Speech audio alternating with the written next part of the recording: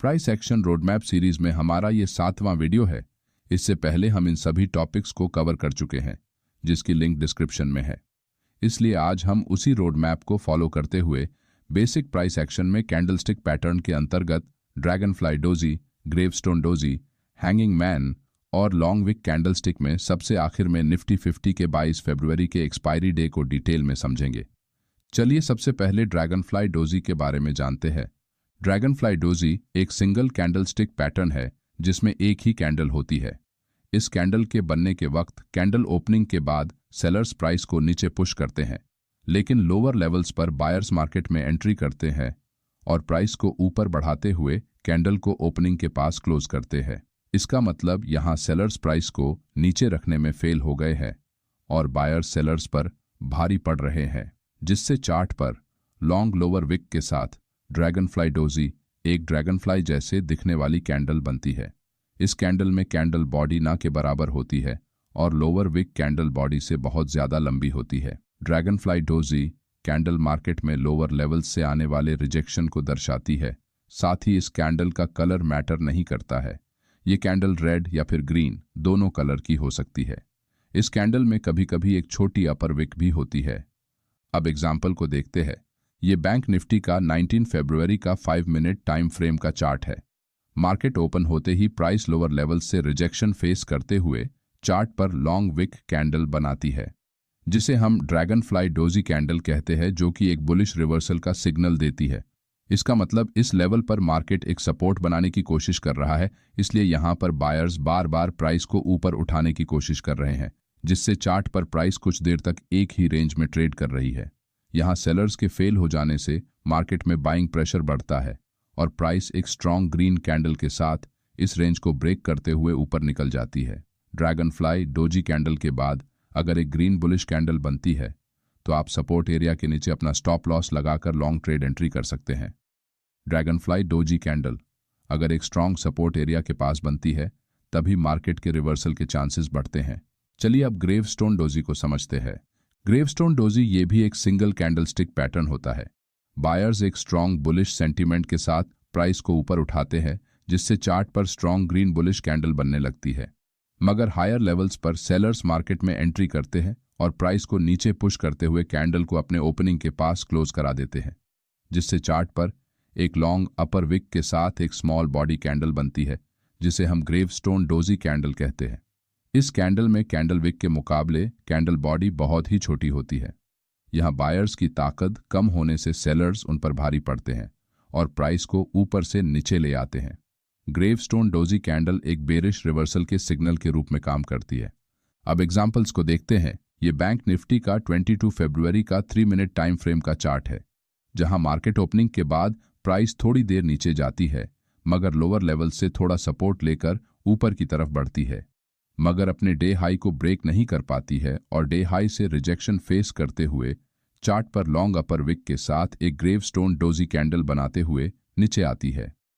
यहां buyers lower level से price को ऊपर उठाने की कोशिश तो करते हैं, मगर लो बाइंग प्रेशर के कारण अपने डे हाई को ब्रेक करने में फेल हो जाते हैं। इसका मतलब यहां डे हाई लेवल मार्केट में एक स्ट्रॉन्ग रिजेक्शन की लेवल की तरह काम कर रहा है। कुछ देर बाद प्राइस डे स्विंग लो को एक स्ट्रॉन्ग बेरिश कैंडल के साथ ब्रेक करते हुए तेजी से नीचे चली जाती है। चलिए अब हैंगिंग मैन कैंडल के बारे में जानते हैं। हैंगिंग मैन एक सिंगल कैंडलस्टिक पैटर्न है। मार्केट जब एक शॉर्ट टर्म अपट्रेंड में होता है और प्राइस अपने नियरेस्ट रेजिस्टेंस एरिया के पास पहुंचती है, तब इस रेजिस्टेंस लेवल के पास जैसे ही कैंडल ओपन होती है तो सेलर्स मार्केट में एंट्री करते हैं और प्राइस को नीचे की तरफ पुश करते हैं, मगर प्राइस फिर से ऊपर आते हुए अपने ओपनिंग लेवल के आसपास क्लोज करती है।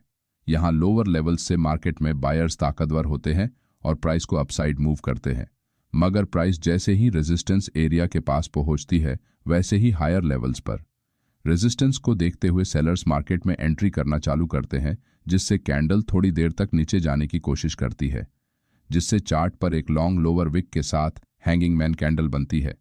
यहां मार्केट अपना पुराना बुलिश मोमेंटम कंटिन्यू करने में फेल हो जाता है, जिस कारण रेजिस्टेंस लेवल का ब्रेकआउट नहीं होता और सेलर्स धीरे धीरे सेलिंग स्टार्ट करते हैं, जिससे नेक्स्ट कैंडल लोअर लेवल्स पर क्लोज करती है, जिससे बायर्स डर जाते हैं और अपना प्रॉफिट बुक करने लगते हैं, जिससे हायर लेवल्स पर सेलिंग प्रेशर बढ़ता है और प्राइस जैसे ही हैंगिंग मैन कैंडल के लो को ब्रेक करती है वैसे ही तेजी से नीचे चली जाती है। यहाँ हैंगिंग मैन कैंडल के हाई के ऊपर या फिर रेजिस्टेंस लेवल के थोड़ा ऊपर आप स्टॉप लॉस प्लेस करते हुए शॉर्ट ट्रेड में एंट्री कर सकते हैं।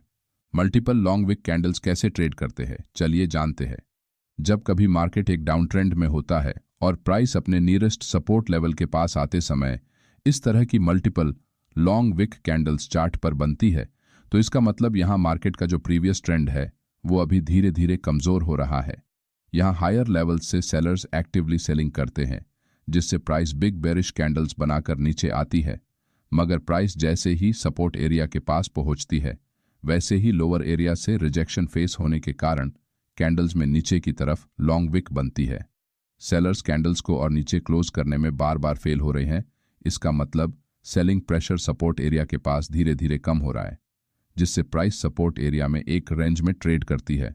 सेलर्स को कमजोर होता हुआ देखकर बायर्स मार्केट में एंट्री करना चालू करते हैं और प्राइस इस रेंज को ब्रेक करते हुए ऊपर निकल जाती है। उदाहरण के तौर पर अगर हम निफ्टी 50 का 22 फरवरी के एक्सपायरी डे का 5 मिनट टाइम फ्रेम का चार्ट देखेंगे तो यहाँ प्राइस दिन के शुरुआत में बिग बेरिश रेड कैंडल्स को बनाते हुए नीचे जाती है, लेकिन 10 बजे के बाद मार्केट में कैंडल्स का साइज छोटा होता जाता है और कैंडल्स में नीचे की तरफ लॉन्ग विक बनने लगती है। इसका मतलब यहाँ से सेलर्स की ताकत मार्केट में कम होती जा रही है, जिससे प्राइस एक ही रेंज में ट्रेड करते हुए चार्ट पर सपोर्ट एरिया बनाती है। मार्केट में शुरुआती समय में जो मोमेंटम था वो अभी कम हुआ है। साथ ही इस दिन निफ्टी 50 में वीकली ऑप्शंस की एक्सपायरी भी होती है, जिससे जो सेलर्स हायर लेवल्स पर सेलिंग करके बैठे हैं उनके पुट ऑप्शंस के प्रीमियम इस मोमेंटम के कारण तेजी से बढ़े होंगे।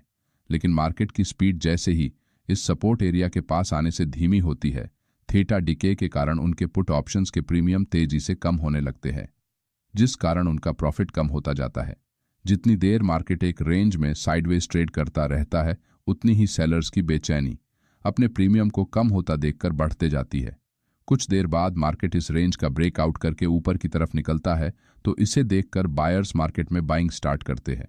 बहुत देर तक मार्केट इसी रेंज में ट्रेड करने के कारण सेलर्स के प्रॉफिट और कम होने लगते हैं, जिससे वो अपनी पोजीशंस को एग्जिट करते हैं, जिस कारण बाइंग प्रेशर बढ़ता है और प्राइस सभी सेलर्स के स्टॉप लॉस हिट करते हुए तेजी से ऊपर निकल जाती है।